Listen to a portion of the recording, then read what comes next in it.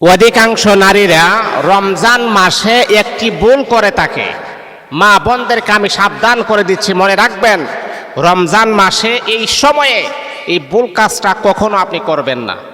কারণ এই সময়টাই হচ্ছে আপনার ভাগ্য পরিবর্তনের সময়। এই সময়টাই হচ্ছে আপনার পুরা লাইফটাকে চেঞ্জ করে দিবে, পরিবর্তন করে দিবেন। এই সময়টাকে যদি আপনি দুনিয়ার খাবার নিয়ে যদি আপনি ব্যস্ত থাকেন, তাহলে এর চাইতে নির্লজ্জ আর অসহায় কি হতে পারে? আপনি মনে করেন যে এই সময়ে দোয়া করলে যদি আপনি বলেন, আল্লাহ তুমি আমাকে স্বাবলম্বী করে দাও, আল্লাহ তুমি আমাকে কোটিপতি বানায় দাও, আল্লাহ তুমি আমাকে শিল্পপতি বানায় দাও, আল্লাহ তুমি আমাকে এমপি মন্ত্রী বানায় দাও। এই সময়ে দোয়া করলে যা চাইবেন আরশের মালিক আমার আল্লাহ তাই পূরণ করে দিবেন।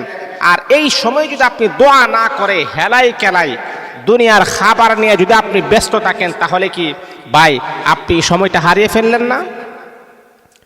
তাহলে অনেক মা বোনেরা আছে ইফতারির আগ মুহূর্তে খাবার নিয়ে ব্যস্ত। এই যে পেঁয়াজু, তারপরে হচ্ছে এই বুট, ছোলা বুট, এইগুলা নিয়ে আমরা অনেকই ব্যস্ত। কিন্তু মা আপনি জানেন, বাবা আপনি জানেন, ইফতারির আগ মুহূর্তে ইফতারিকে সামনে নিয়ে যদি আপনি যে কোনো দোয়া করবেন, সেই দোয়াটাই আমার আল্লাহ কবুল করে নেবেন। কিন্তু আপনারা ওই মহামূল্যবান সময়টাতে, যেই সময় দোয়া কবুল হবে, সেই সময় আপনারা দোয়া করেন না। আল্লাহর হাবিব বিশ্বনবী মুহাম্মদ সাল্লাল্লাহু আলাইহি ওয়াসাল্লাম সাহাবায়ে কেরামকে বললেন, শোনো, সারাদিন রোজা রাখার পরে যখন ইফতারির আগ মুহূর্তে হবে, তখন তোমরা দুনিয়ার কাজ কামকে লাথি মেরে ফেলে দিয়ে তখন তোমরা ইফতারির আগ মুহূর্তে খাবার নিয়ে বসা থাকবা। ইফতারির আগ মুহূর্তে 15 থেকে 20 মিনিট পর্যন্ত তোমরা খাবারটাকে সামনে নিয়ে তোমরা বসা থাকবা।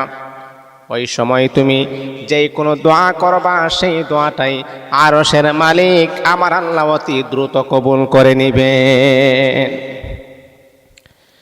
কেন কবুল করবেন? কি কারণে আল্লাহ পাক রব্বুল আমিন কবুল করবেন আপনি জানেন না? এই যে আপনার সামনে ইফতারি আছে, আপনার সামনে কয়েক রকমের পানি রাখা আছে, শরবত রাখা আছে, ঠান্ডা পানি রাখা আছে, টিউবওয়েলের পানি রাখা আছে, সাদা পানি রাখা আছে।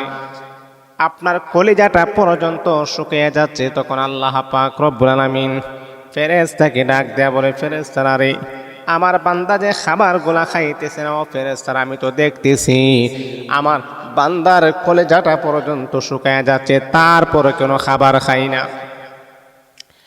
ফেরেশতা বলে, রব্বুল আলামিন আল্লাহ তোমার বান্দা খাবার খাই না, এই কারণে যখন তোমার এলান হয় নাই, তোমার বান্দা তোমার পারমিশন এখনো আসে নাই, যতক্ষণ পর্যন্ত মসজিদের মাইক থেকে পারমিশন না আসবে, ততক্ষণ পর্যন্ত তোমার বান্দা খাবারের মাঝে মুখ লাগায়ও টেস্ট করবে না।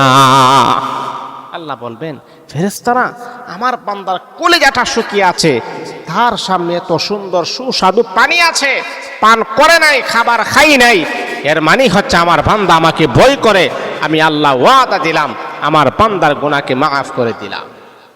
এই জন্য মা বোনেরা, বাবারা, ওই সময়ে আপনারা কাজে বিরক্ত না হয়ে, কাজ কর্মে না গিয়ে এর আগে ইফতারি বানিয়ে কমপ্লিট করে ফেলবেন। আপনি এমনভাবে ইফতারি আপনি বানান যাতে করে আপনি দোয়া করার মতো সময়টুকু আপনি পান না, না এটা করবেন না।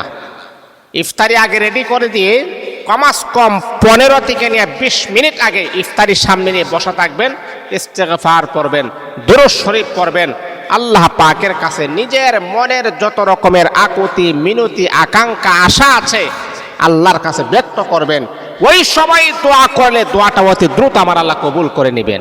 এই জন্যে ইফতারির আগ মুহূর্তে ভুল কাজটা কখনো আপনি করবেন।